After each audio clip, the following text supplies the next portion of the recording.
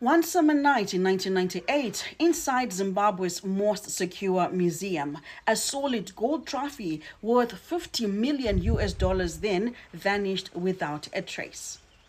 This is not fiction. This actually happened, and now, almost 3 decades later, no one knows what happened to it.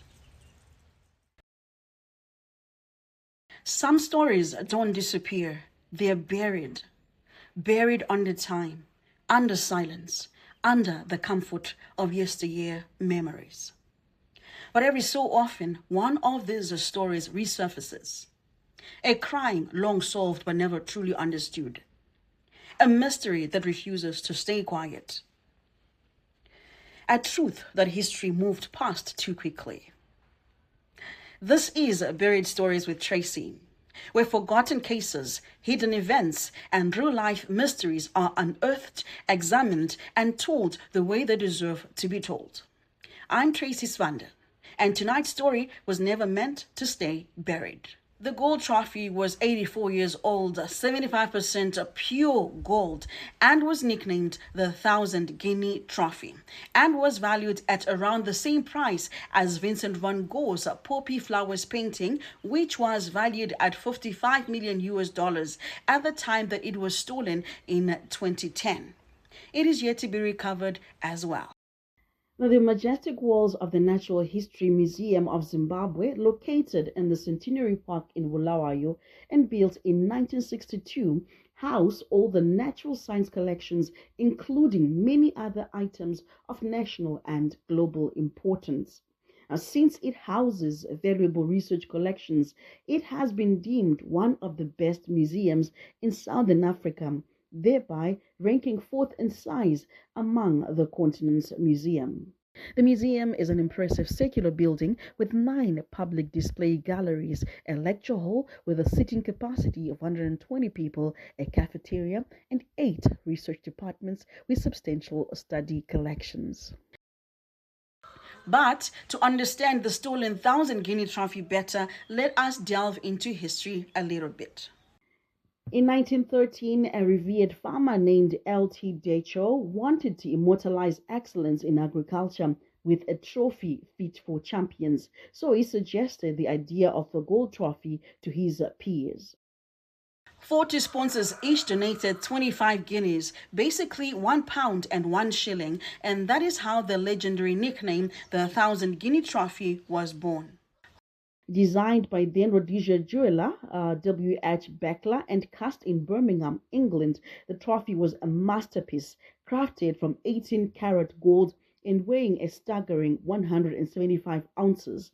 The gold was sourced from the small ancient mines of Matabeleland.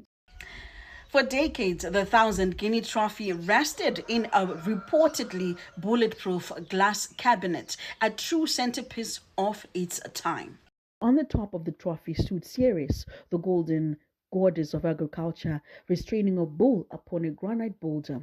Around her were 4 decorative plaques depicting iconic local scenes: the Victoria Falls, the Great Zimbabwe, Cecil John Rhodes' grave at Malindidzimu, and the original coat of arms of the Bulawayo Agricultural Society.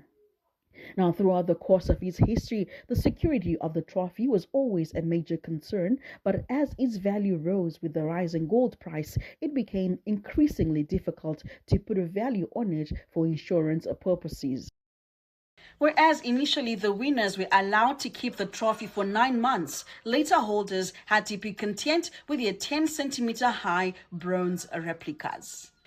Despite this, it was to be allowed out of the country on 2 occasions in the 1920s, one for display in 1920-22 at the Rand Show, and again in 1925 for the British Empire exhibition at Wembley Park in London, where it was reported not only to have been a main talking point, but a good advert for both the Shaw Society and for Bulawayo. In 1982, it was put permanently on display in the Natural History Museum of Zimbabwe in Bulawayo to make it more visible to the public. The gold trophy would be taken out for a couple of hours per year to be presented to the winner of the Supreme Bull of Zimbabwe competition at the Bulawayo Agricultural Show. However, in later years, instead of taking the trophy home for 9 months as before, winners were then presented with replicas of the trophy, and the real one would be transported back to the museum for safekeeping and for exhibition. The trophy was first contested for in 1914 and soon became the most coveted prize at the show. For 84 years, it symbolized excellence, legacy, and pride. That is until one quiet February night in 1998.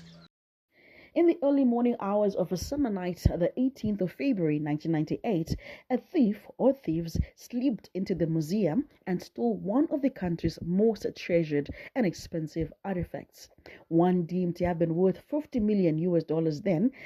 The then regional director of museums, Albert Kumirai, was quoted as saying that the trophy was valued in terms of its significance as a historical and cultural symbol. He said the trophy was unique and had been the only one of its kind in the world, and considering all of these facts, it had been valued at 50 million US dollars then. In one of their reports, the Sunday News said to illustrate the value of the gold trophy, Van Gogh's famous poppy flowers, harming the fiction of yellow and red poppies, which was stolen in 2020 and is yet to be recovered, is said to be worth $55 million. They were being priced almost the same, and Van Gogh's painting is rated as one of the world's most expensive stolen treasures. Now, according to a former museum employee who was interviewed by journalists then, all artifacts are verified during an annual audit. Additionally, museum cleaning staff follow a daily checklist of exhibits, cross-referencing each item every morning to ensure that nothing is missing. Now, on the night of the trophy's theft, it was believed that the cabinet containing the trophy had been smashed at around 2 a.m., with a silent alarm attached to the cabinet being activated and a reaction force from a city security company arriving in the building within 5 minutes. However, the thieves who had eluded the security guard on patrol had seemingly vanished into the night by then. It was later established that the thieves left the building through a double glass door in the first floor of the museum, where a rope was tied to a handrail. A chain that usually held the museum's two sliding doors together was left unscrewed. Now, in what appears to have been quite a well-planned robbery, some believe that some of the gang members responsible probably remained behind in the building from the previous day's public hours before breaking open the display cabinet around 2 a.m.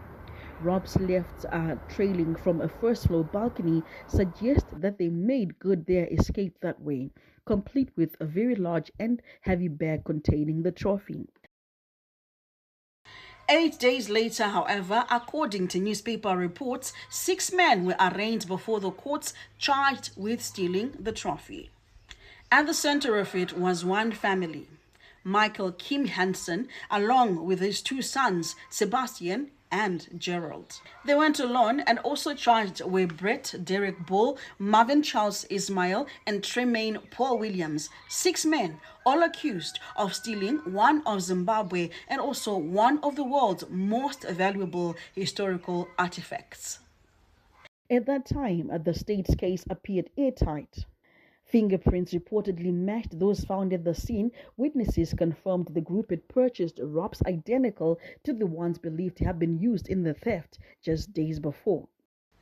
And 2 of the suspects had fresh rope burns on their hands. Bail was denied multiple times. One appeal even reached the High Court, but the men remained behind bars for 8 long months as the investigation unfolded. Then, on October 5, 1998, an unexpected twist. The state withdrew the charges before the trial even began. They claimed more time was needed for investigations. The accused were released, told they were free, but could still be called back to face justice. That call was never made. Almost 3 decades later, the 1,000 Guinea trophy is still missing. The case remains unsolved, and the suspects, 3 men. A quick Google search reveals nothing concrete of these men's current whereabouts. Whether the Hansons and their co-accused were guilty or whether the real culprits were never caught at all, one thing is clear: their names are now part of history, not for what they built or achieved, but for a crime that may never be solved. At the time, a reward of $10,000 was immediately offered for information leading to the arrest of the culprits. This amount was later increased to $150,000, but nothing came to light. The thing is, even though it was revered by many for its makeup and what it represented in the agricultural sector, the gold trophy was more than just an artifact. It was now a symbol of Zimbabwean heritage, a crown jewel of Matabeleland. Well, I believe that this wasn't an opportunistic crime. It was well orchestrated. The thieves knew exactly what they were going after. The golden trophy remains missing. Today, a plaque sits where the trophy once gleamed, a symbol of a mystery unsolved, a crime unpunished. Years have passed, the investigation has stalled. The museum even has a sign that says, among other words, that they believe that the trophy has since been melted down. Case probably closed.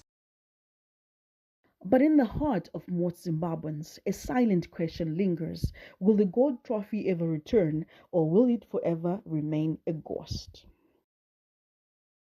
If you have information about the stolen artifact, please contact the Zimbabwe Republic Police or the National Museums and Monuments of Zimbabwe. You can also contact me so that I can make a sequel of this story. Some stories don't end. They just fade into silence. Not because they were not important, but because sometimes time moves on before the truth can catch up. This was Buried Stories with Tracey. If this story stayed with you, share it. Because the only thing more dangerous than a buried story is one that is not shared. Now, I'd like to know what you guys think. Do you believe that the gold trophy, the 1,000 guinea trophy, was melted down like the museum believes it was? Or do you think that maybe it could be part of somebody's private collection, their private gallery collection, maybe in their house somewhere in the world? What do you think happened to the gold trophy? Do you believe that it has been melted down already? Do you believe that probably it is somewhere waiting to be found? Or what do you think also happened to the men who were accused initially of this crime? Why do you think they were let go? Where do you think they are right now? Until next time, stay curious. Somewhere, another story is waiting to be unearthed. So like and subscribe so that you do not miss out on the next story. It is truly mind-blowing.